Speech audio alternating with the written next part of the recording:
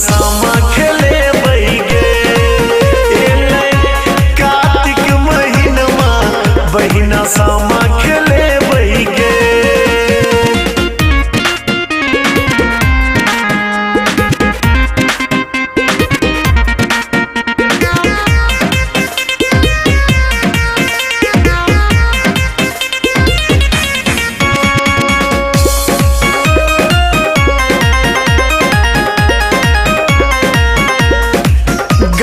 सामा चकेबा भैया बड़ तकनी रंग बढोर अपने हाथे सब बहिनी। सब भैया झांझी कुकुर से हो बने बैगे। सब भैया झांझी कुकुर से हो बने बैगे। बहिना सामा खेले बैगे।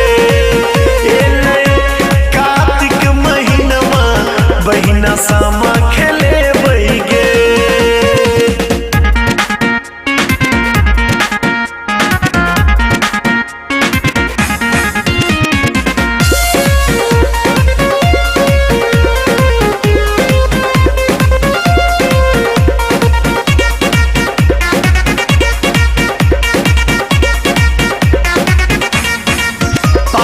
लागल भैया माधव से हो एथिन लागल वृंदावन आग देखिए निजय देखिन।